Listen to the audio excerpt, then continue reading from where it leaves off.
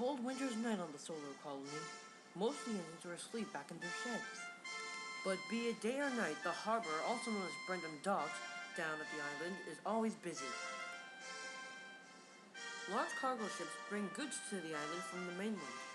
Much of the cargo is loaded into freight cars, which is combined together to make the train that the railwaymen call the Flying Kipper. Henry the Green Engine takes the train and pulls it through the night so that all the goods will be ready in the morning. The shunter fastened the coupling, the final door was closed, and Henry was ready to go.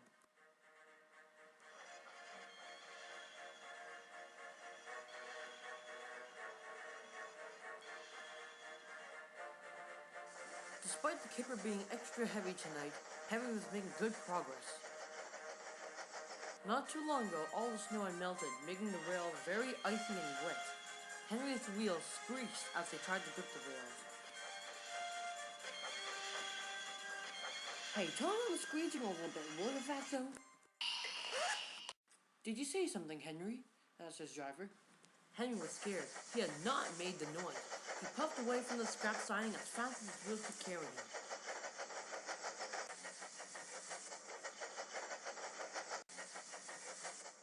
The next morning, Henry's driver was talking to the station master. And everything was going well, until he passed the abandoned scrap siding. For some reason, there was a strange voice that popped out of it.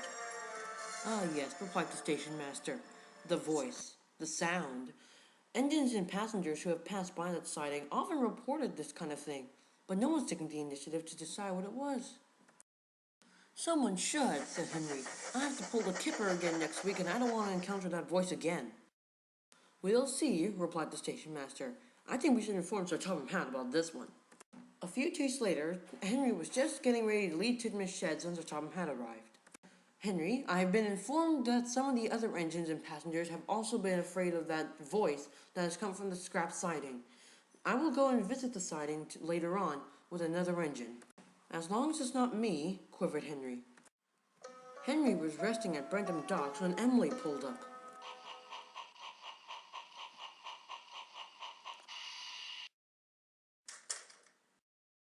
Come along, Henry, said the fat controller. We have found the voice. Oh, I just remembered I had to take some tar to Meathwaite.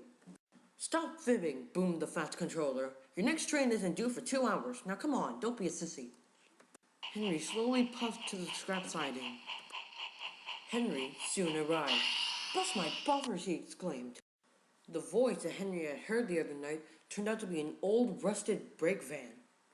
This is your scary voice, Henry, said Stanley. Wait a second, how did you talk without a face? How do you talk without lungs? Snapped the Brakevan.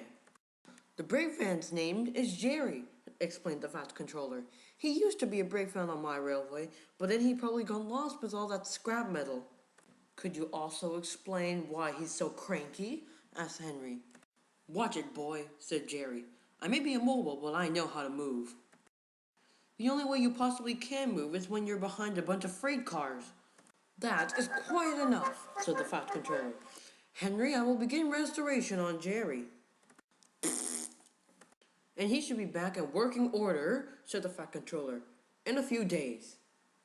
As long as he doesn't fall apart within those few days, muttered Henry.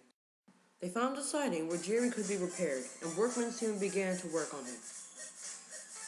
Henry often brought supplies for Jerry, and whenever it was time to leave, Henry would say, "Get better soon, and stop moaning all the time." Twat, grumped Jerry. A few days passed, and Sir Topham Hatt visited Henry. All right, Henry, even though you don't like him, Jerry is ready to work again. I want you to go pick him up. Why can't Percy do it? Because he is too busy sitting in Tidmouth's sheds to bother with all this nonsense. Now get moving.